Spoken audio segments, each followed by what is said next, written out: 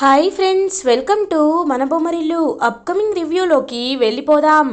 గగన్ భూమితో కలిసి ఉన్నాడు అని తారా అండ్ ధ్రువ ఇద్దరూ మేము చనిపోతాము, మా పరువు పోయింది అని, మీరు భూమిని వదిలేసి మా చెల్లెల్ని పెళ్లి చేసుకుంటేనే మేము బ్రతికుంటామని తారా అండ్ ధ్రువ ఇద్దరూ విపరీతంగా బ్లాక్మెయిల్ చేస్తారు గగన్ని.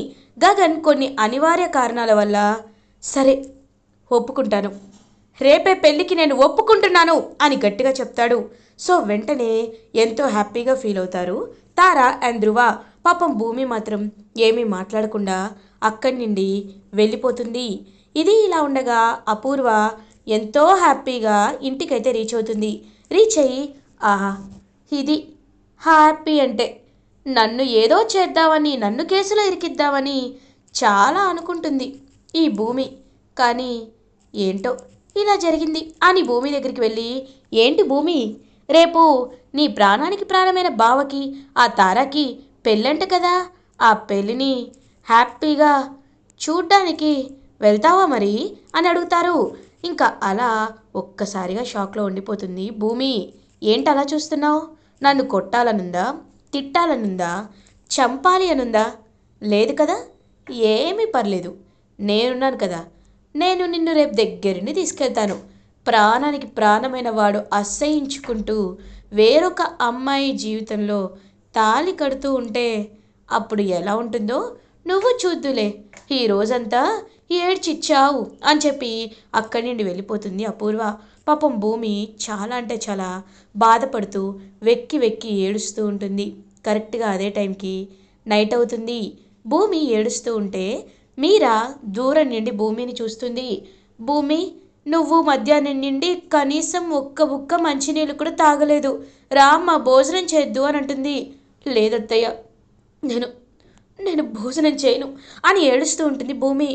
ఏమైంది భూమి, ఎందుకంత బాధపడుతున్నావు, రామ్మ అని అంటుంది. లేదత్తయ్య, ప్లీజ్ నన్ను ఇబ్బంది పెట్టకండి అని ఏడుస్తూనే ఉంటుంది భూమి. కృష్ణప్రసాద్ వస్తారు. మీరా నువ్వు వెళ్ళు, నేను భూమితో మాట్లాడతాను, నువ్వు వెళ్ళు అని మీరాను పంపించేస్తారు.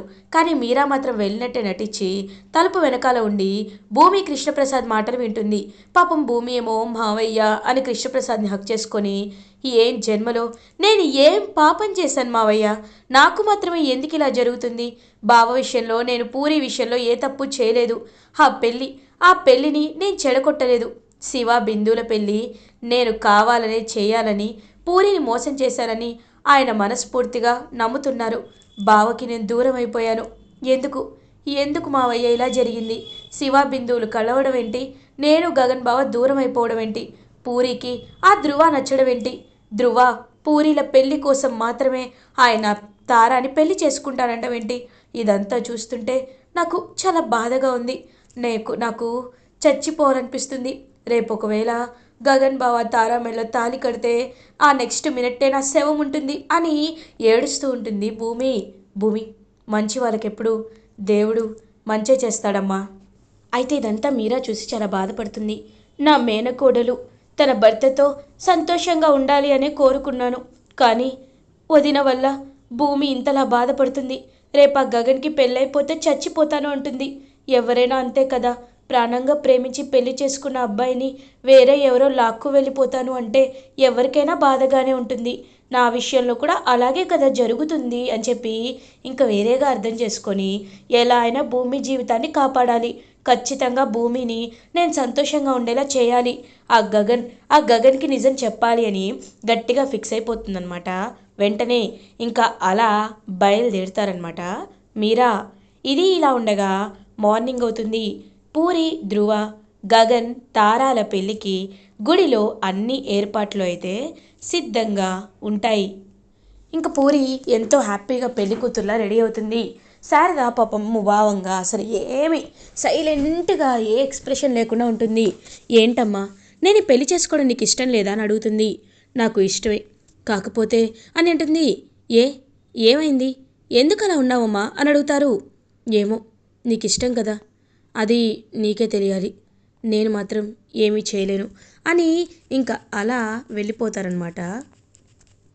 శారద అయితే ఏమో అమ్మ ఎందుకు ఇలా బిహేవ్ చేస్తుందో నాకైతే తెలీదు, కానీ ఒక్కటి మాత్రం నిజం, ధృవతో పెళ్ళైన తర్వాత అమ్మే ఆ భూమి గురించి తెలుసుకొని రియలైజ్ అవుతుంది అని అంటుంది. అవును, అన్నయ్య ఎక్కడున్నాడు అని అన్నయ్యకి కాల్ చేస్తుంది శారద. పూరికి కాల్ చేస్తుంది అనమాట గగన్కి. హలో అన్నయ్య, ముహూర్తానికి టైం అవుతుంది, నువ్వెక్కడున్నావు అన్నయ్య అని అడుగుతారు. ఇంకా అలా వెంటనే ఆలోచిస్తూ ఉంటాడనమాట గగన్. నేను ఇప్పుడే వచ్చేస్తున్నాను, ఇదిగో ఇంట్లో ఉన్న సామాన్లన్నీ తీసుకుంటున్నానని చెప్పి ఇంకా అలా వెంటనే బయలుదేరతాడనమాట. అప్పుడే మీరా గగన్ వాళ్ళ ఇంటికి వస్తుంది. మీరా గగన్ని చూసి, గగన్ నీతో కొంచెం మాట్లాడాలి అని అంటారు. పర్లేదు చిన్నమ్మా, లోపలికి రండి అని అంటారు. లోపలికి కాదు, ఇక్కడే మాట్లాడాలి. నువ్వు అనుకుంటున్నట్టు పూరి విషయంలో భూమి నిన్ను మోసం చేయలేదు. భూమిది తప్పేమీ లేదు, తప్పంతా మా వదినది. ఆ రోజు వీడియోని కావాలనే మా వదిన మార్చేసింది కాబట్టే నువ్వు భూమిని తప్పుగా అర్థం చేసుకున్నావు. నువ్వు లేకపోతే భూమి చచ్చిపోతాను అనుకుంటుంది కాబట్టే ఇప్పుడు ఏం చేయాలో నాకు అర్థం కావటం లేదు. నేను నీకు ఈ వీడియో చూపించాలనే తీసుకొని వచ్చాను అని చెప్పి ఇంక వెంటనే అలా బయలుదేరుతారనమాట. మీరా ఇంక ఫోన్ చూపిస్తుంది. ఫోన్ చూపించేసరికి అందులో ఉన్న ఒరిజినల్ వీడియో చూసేసరికి ఒక్కసారిగా షాక్ అయిపోతాడు గగన్. గగన్ కళ్ళల్లో నుండి కన్నీళ్లు వస్తూ ఉంటాయి.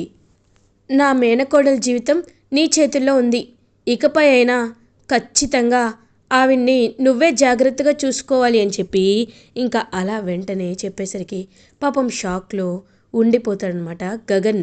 వెంటనే నేను భూమిని వెళ్ళి కలవాలి అని చెప్పి ఇంకా అలా భూమి దగ్గరికి బయలుదేరుతాడనమాట గగన్. ఇది ఇలా ఉండగా భూమి ఆ గుడికైతే వెళ్తుంది. గుడికి వెళ్ళి గగన్ ఇంకా రాలేదు అని చెప్పి చూస్తూ ఉంటుందన్నమాట. గగన్ నిజంగా బావా పెళ్ళి చేసుకుంటాడా లేకపోతే చేసుకోడా, ఏం చేయాలో కూడా నాకు అర్థం కావటం లేదు అని పాపం అలా ఆలోచిస్తూ ఉంటారనమాట. ఇంక వెంటనే గగన్ అయితే భూమి వాళ్ళ ఇంటికి వెళ్తాడు. అప్పుడే చెర్రీ, అన్నయ్య నువ్వేంటన్నయ్య ఇక్కడ అని అంటారు. రేయ్ భూమి ఎక్కడ్రా, నా భూమి ఎక్కడా అని అడుగుతారు. ఇంక వెంటనే ఆ భూమి భూమి ఇక్కడ లేదన్నయ్య, నీకు పెళ్ళవుతుందని తెలిసి నీ పెళ్ళిని దొంగతనంగా చూడ్డానికి గుడికి వెళ్ళిందన్నయ్య అని అంటారు. ఇంక వెంటనే గగన్ కూడా అదే టెంపుల్కి బయలుదేరుతారు. ఇది ఇలా ఉండగా పంతులు గారు మంత్రాలు చదువుతూ ఉంటే ధృవ పూరి ఇద్దరు కూర్చుంటారు. తారా కూడా పెళ్లి కూతురుగా కూర్చుంటుంది. ఇదేంటి ఇంకా గగన్ రాలేదు అని అడుగుతుంది. నాకు అదే అర్థం కావటం లేదు, ఎక్కడ ఉన్నారో, నేను ఫోన్ చేస్తూనే ఉన్నాను కానీ అన్నయ్య ఫోన్ కలవట్లేదు అని అంటారు. అమ్మ ధృవ, పూరి, మీ ఇద్దరి జాతకాల ప్రకారం మీరు ఇంకొక 2 నిమిషాల్లో దివ్యమైన ముహూర్తం ఉంది కాబట్టి ఈ ముహూర్తంలో మీ పెళ్లి జరిగితే చాలా బాగుంటుంది అని అంటారు. కానీ పంతులు గారు, మా చెల్లెలి పెళ్ళి నా పెళ్ళి ఒకే ముహూర్తంలో జరగాలి అని అంటారు. లేదు బాబు, అలా కుదరదు, ఎందుకంటే మీ జాతకాలు బట్టి మీకు ఇలా ఉంది కాబట్టి నేను చెప్పేది జాగ్రత్తగా వినండి. ఇంకా అలా ధృవ అయితే పూరి మెళ్ళో తాళి కట్టేస్తాడు. తారా మాత్రం గగన్ వస్తాడు అని వెయిట్ చేస్తూ ఉంటుంది. అప్పుడే కరెక్ట్గా గగన్ వస్తాడు. వచ్చి ఇంకా అలా వెంటనే భూమి దగ్గరికైతే వెళ్తాడు. ఒక్కసారిగా తారా గగన్ అని అంటుంది. తారా, నేను నా భార్యతో మాట్లాడాలి అని అనుకుంటున్నాను కాబట్టి ప్లీజ్ నా మాట విను, నన్ను మాట్లాడినివ్వు. భూమి, నువ్వు నిన్న నాతో మాట్లాడిన మాటలు నా మనసుని ఎంతో ఎఫెక్ట్ చేశాయి. కానీ నువ్వు నా చెల్లెలి పెళ్లి విషయంలో నన్ను మోసం చేశావు అనే ఒక బాధ, ఒక కోపం, ఒక అసహ్యం 3 కలగలిపి నీపై ద్వేషం పెంచుకునేలా చేశాయి. కానీ నేను ఎంత తింగరివాడినో, ఎంత అవకాశవాదినో నాకే అర్థమైంది. మామూలుగా ఉన్నప్పుడు ఒకలా, అనుకూలంగా ఉన్నప్పుడు ఒకలా, ప్రతికూలంగా ఉన్నప్పుడు ఒకలా నేనెప్పుడూ నా స్వభావాన్ని మార్చుకుంటూనే వచ్చాను. కానీ నువ్వు మాత్రం నీ పేరుకు తగ్గట్టు భూమిలాగే స్థిరంగా ఉంటూ ఒకేలా నన్ను ప్రేమించావు, ఒకేలా నీ అభిమానాన్ని పంచావు. నేను నిన్ను ప్రేమిస్తున్నప్పుడు ఒకేలా ఉన్నావు, నేను నిన్ను ద్వేషిస్తున్నప్పుడు కూడా ఒకేలా ఉన్నావు, నేను నిన్ను నా మొహం చూపించొద్దు అన్నప్పుడు కూడా నువ్వు ఒకేలా ఉన్నావు. ఇప్పుడు కూడా పూరి పెళ్లి విషయంలో నువ్వు మోసం చేశావని నేను నిన్ను ఇంట్లోని గెంటేశాను. కానీ నువ్వు మాత్రం ఖచ్చితంగా అది ఓపికతో భరించావు. మీ నాన్న ఇంటికి వెళ్ళినా ఎప్పుడూ నా చుట్టూనే తిరిగావు. కానీ నేను మాత్రం నిన్నిప్పుడు ఒకే ఒకటి నిన్ను అడగాలి అనుకుంటున్నాను అని ఇంకా అలా వంగి భూమి కాళ్ళ దగ్గర కూర్చుంటాడు గగన్. ఒక్కసారిగా బావా ఏం చేస్తున్నావు నేను చెప్పేది విను భూమి, నేను చెప్పేది విను. నాకు నువ్వెప్పుడు భూమిలాగే కనిపిస్తావు, కానీ నేనే నిన్ను ఎప్పుడు పట్టించుకోలేదు.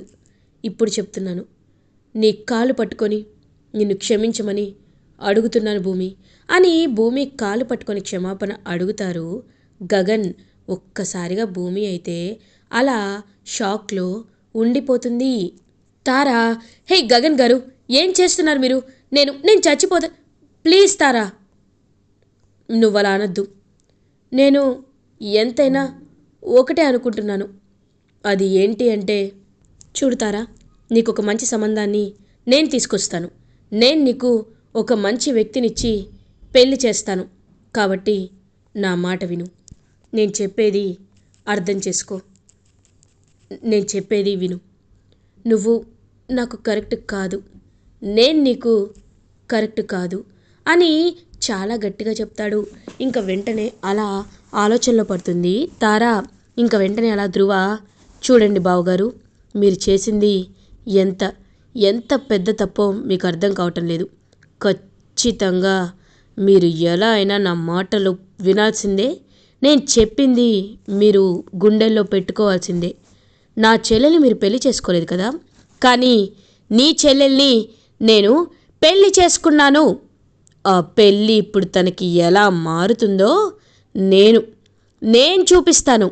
అది ఏంటో నువ్వు చూస్తావు కదా. పూర్ణిమ, రా వెళ్దాం అని ఇంక పూరిని ఇంటికి తీసుకువెళ్తాడు. పూరి ఏమో అలా బాధపడుతూ ఉంటే, ఏయ్ ఎందుకు ఏడుస్తున్నావు? అయినా నువ్వు ఏడిస్తే ఇక్కడ ఎవరికి నష్టం వచ్చింది అని అనుకుంటున్నావు? నేను నీకు చెప్పేది జాగ్రత్తగా విను. అది ఏంటో తెలుసా? ఇవాటి నుండి మా ఇంటి పని మనిషి మానేస్తుంది. ఇవాటి నుండి ఇంట్లో పనులన్నీ నువ్వే చేయాలి. నువ్వే చేసి అంట్లు తోమడం కానీ, ఇల్లు మొత్తం స్వీప్ చేయడం కానీ, ఇంటి పనులన్నీ ఒక్కరి హెల్ప్ కూడా తీసుకోకుండా నువ్వే చేయాలి. చెయ్యకపోయావో నేను ఏం చేస్తానో నాకే తెలీదు అని గట్టిగా చెప్పి అక్కడి నుండి వెళ్ళిపోతాడు. ఇంక పూరి ఏమో వెక్కి వెక్కి ఏడుస్తూ ఉంటుంది. భూమి చెప్పిన మాటల్ని గుర్తు చేసుకుంటుంది. భూమి, ఇదంతా కావాలనే జరుగుతున్న కుట్ర. నువ్వు ఆ ధ్రువ మాటలు నమ్మొద్దు అని చెప్పిన విషయాల్ని గుర్తు చేసుకుంటూ పాపం చాలా బాధపడుతూ ఆ రోజు పూరి వదిన చెప్పింది. భూమి వదిన, నేనే అనవసరంగా తొందరపడ్డాను. ఒక్క విషయంలో తొందరపడ్డం వల్ల నా జీవితం చిన్న భిన్నమైపోయింది. నా జీవితమే మారిపోయింది అని ఇంక వెక్కి వెక్కి ఏడుస్తూ ఉంటుంది పూరి. ఇది ఇలా ఉండగా భూమి గగన్ ఇద్దరు ఎంతో హ్యాపీగా ఇంకా ఉంటే శారద వాళ్ళిద్దరి దగ్గరికి వచ్చి ఇద్దరిని హక్ చేసుకుంటుంది. నేను చెప్పాను కదా నాన్న, భూమి చాలా మంచి అమ్మాయిని, భూమి ఎలాంటి తప్పు చేయదని. నువ్వే నా మాటల్ని వినలేదు. ఇప్పటికైనా అర్థమైంది కదా. ఇప్పుడు హ్యాపీగా ఉందామని చెప్పి ఇంకింటికి తీసుకువెళ్తుంటే అపూర్వ ఇదంతా తెలుసుకొని శరత్ చంద్ర అక్కడికి తీసుకొస్తుంది. ఒక్కసారిగా ఇంక షాక్లో ఉండిపోతుందనమాట భూమి. నాన్న అంటే అది అననేలోపు, నువ్వు ఆగు భూమి, నేను చెప్తాను. చూడండి శరత్ చంద్ర మావయ్య గారు, మీ అమ్మాయి విషయంలో నేను చాలా తప్పుగా బిహేవ్ చేశాను. తన్ని నేను అర్థం చేసుకోకుండా గెంటేశాను. కానీ ఇప్పుడు చెప్తున్నాను, మీకు మాటిచ్చి చెప్తున్నాను, రేపొద్దున మా ఇద్దరికి ఎలాంటి గొడవలు వచ్చినా, నేను తన్ని ఎంత అపార్థం చేసుకున్నా, తన్ని ఎంత అపార్థం చేసుకున్నా, ఒకరి చెయ్యి ఒకరు విడిచిపెట్టము, ఒకరిని ఒకరు వదిలిపెట్టము. ఇది ఈ గగన్గా నేనిస్తున్న మాట అని శరత్చంద్ర చేతులు పట్టుకొని ఇంకా అలా చేతిలో చేయి వేసి చెప్తాడనమాట గగన్. ఇంకా శరత్చంద్ర భూమి గగన్ వైపు చూసి, వీని నువ్వు నమ్ముతున్నావా అని అడుగుతారు. నాన్న, నమ్ముతున్నావా? అవును నాన్న, నేను నమ్ముతున్నాను, ఖచ్చితంగా నమ్ముతున్నాను అని పాపం ఎంతో హ్యాపీగా చెప్తాడనమాట. అలా భూమి, సరే ఇకపై నువ్వు నీ భర్తతో గొడవైంది అని నా ఇంటికి రాకూడదు, రానివ్వను కూడా, వెళ్ళిపో అనేసరికి, నాన్న నాకు నువ్వు కూడా కావాలి, కానీ అది ఎప్పుడైనా నేను తప్పకుండా నీకు తెలిసేలా చేస్తాను. అపూర్వ గురించి నిజస్వరూపం తెలుసుకున్న రోజే నా గురించి కూడా నువ్వు నిజస్వరూపం తెలుసుకుంటావు అని పాపం ఎంతో అంటే ఎంతో హ్యాపీగా ఫీల్ అవుతారనమాట భూమి. అలా ఇంకా గగన్ భూమి ఇద్దరు ఇంటికి రీచ్ అవుతారు. అదంతా చూసి ఎంతో హ్యాపీగా ఫీల్ అవుతుంది శారద. ఇలా ఎపిసోడ్ ఎండ్ అవుతుంది. ఫర్దర్ ఎపిసోడ్ రివ్యూస్ ముందుగా మీకు కావాలి అనుకుంటే మా ఛానల్ని సబ్స్క్రైబ్ చేసుకోండి. Thanks for watching.